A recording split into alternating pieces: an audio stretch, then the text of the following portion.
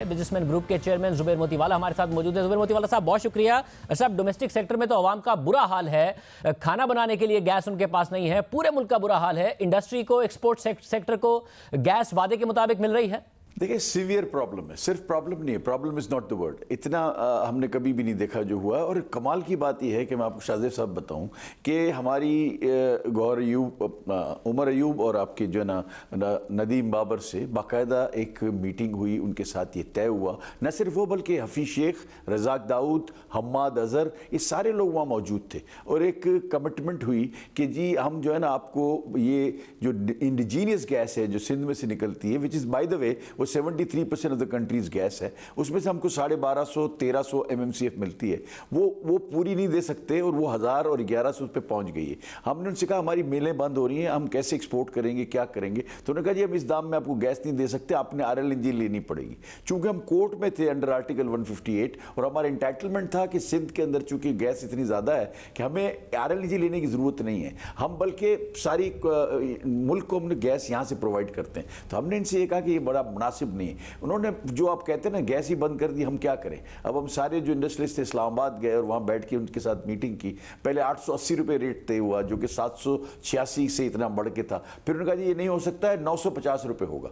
मैंने उनसे बहस की, मैंने कहा जी हम जिस सेक्टर की आप बात कर रहे हैं, एक्सपोर्ट ओरिएंटेड सेक्टर, वो जो इस्तेमाल करता है वो सिर्फ 180 MMCF इस्तेमाल करता है। आप RLNG के जो रेट आज के हैं वो लगा लें, जो $6.67 है, उसको आप हमारे डिफरेंशियल के ऊपर लगा के हमसे ले लें। उन्होंने बोला नहीं जी, बात यह है कि और इंडस्ट्री देगी नहीं, और ना डोमेस्टिक से मिलेगा, ना फर्टिलाइजर से मिलेगा, ना कमर्शियल से मिलेगा। तो ये टोटल जो हमको डालना पड़ेगा 200 MMCF, उस सारे के पैसे आपसे लेंगे।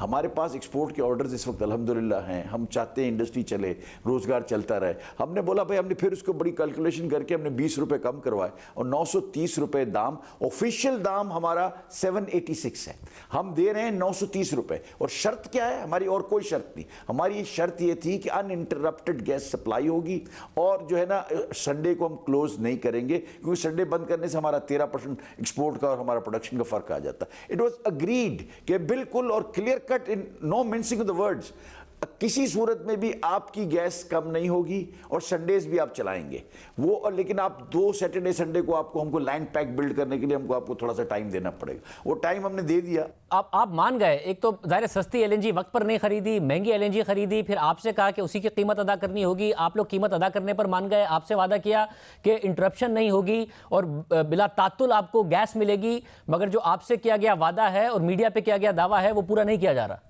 मैं आपको सिर्फ 15 तारीख से एक डेटा देना चाहता हूं, जो आप अगर समझेंगे। 15 तारीख को 5 घंटे बंद है, 16 तारीख को it is close for 8 hours, 18 तारीख को ये 9 घंटे बंद है और 19 तारीख को ये 12 घंटे बंद है। ये हमारी पोजीशन है, जो मैं सिर्फ आपको 5 दिन के दे रहा हूँ। पिछले 1 महीने से कर इंडस्ट्री के वो हाल हैं। और आज आप देखें कि टेक्सटाइल ने परफॉर्म किया है। आज अगर आपने अखबार पढ़ा हो तो ये परफॉर्म के 14.4% हमारा इंक्रीज है इन एक्सपोर्ट्स। अगर आप इस तरह से करेंगे तो आप मतलब आप डिनायल फेस में हैं, आप कबूल नहीं करना चाहते आपने क्या किया, हमारी तो समझ में नहीं आता। अगर इस तरह से इंडस्ट्री चलेगी तो हम चला नहीं सकते, हम किसी सूरत में भी वायबल नहीं हो सकते, ना फीजिबल हो सकते हैं। जब ये थोड़ा सा कोविड खत्म होगा और इंडिया से इंपोर्ट शुरू होंगी तो चूंकि हमारे दाम इंडिया से ज्यादा हैं, हम वापस would be at the square one. अल्लाह के वास्ते मैं कहता हूं कि अगर पाकिस्तान के लिए अगर एम्प्लॉयमेंट आपने क्रिएट करनी है, पाकिस्तान में अगर एक्सपोर्ट बढ़ानी है, तो आप फुल प्रेशर के साथ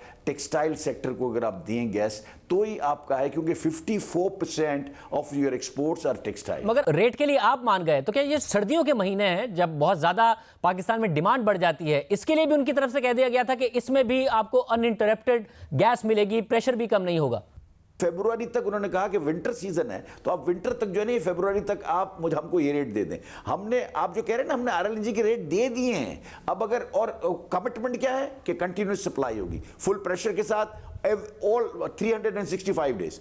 अब आज हो ये रहा है, जो मैंने आपको अभी डेटा पढ़ के सुनाया है मेरी अपनी फैक्ट्री का है, कि अगर आप मुझे बताएं कि 12 घंटे और 14 घंटे अगर आप हमारी इंडस्ट्री बंद कर देंगे तो हमारा प्रोडक्शन कहां से आएगा, हम कहां से वैल्यू एडिशन करेंगे, हमारी कमिटमेंट्स पे कैसे पूरे उतरेंगे। आज अगर हमको कोई ऑर्डर्स मिल रहे हैं, देखिए एक बात शाहजेब मैं आपको बताऊं कि ये वो वक्त होता है जब देखिए इंडिया को उन्होंने बाईपास किया है, बांग्लादेश को उन्होंने कम किया है और पाकिस्तान की तरफ बढ़े हैं। अब ये जो बायर्स हैं जो आज हमको अल्लाह की तरफ से मिल रहे हैं, ये अगर हमने इनको सप्लाई में सेटिस्फाई कर दिया तो ये आगे लॉन्ग टर्म पे हमारे पास रह जाएंगे, क्योंकि बायर्स जो बायर्स होते हैं वो चेंज नहीं करते सप्लायर्स को। जब वो हमारे पास रह जाएंगे तो आप सोचें कि पाकिस्तान के जितने सरदर्द हैं, हमारा प्रॉब्लम क्या है? हमारा प्रॉब्लम ये है कि हमारी एक्सपोर्ट्स नहीं है। हम सिर्फ 25, 23, 24, 25 डॉलर के आजू बाजू घूमते रहते हैं। हमारी रिक्वायरमेंट है कि इस मुल्क से कम 35 बिलियन डॉलर का एक्सपोर्ट होना चाहिए, और मुझे कोई और सेक्टर नजर नहीं आता। मैं कहता हूं डाइवर्सिफाई करना चाहिए, हर सेक्टर को अंदर हमको सपोर्ट करके उसकी एक्सपोर्ट बढ़ानी चाहिए। लेकिन जहां बढ़ने की गुंजाइश है, जहां ऑर्डर्स हैं, जहां बहुत ज्यादा ऑर्डर्स हैं, जहां हमारे पास हम उसको चला सकते हैं और बढ़ा सकते हैं, वहां अगर आपका सपोर्ट नहीं है, वहां अगर आप हमको एनर्जी नहीं देंगे, आप हमको चलाने के लिए गैस नहीं देंगे, तो गैस का तो कोई नेमुल बदल है ही नहीं। मैं क्या करूंगा? गैस नहीं होता, इंडस्ट्री बंद होती।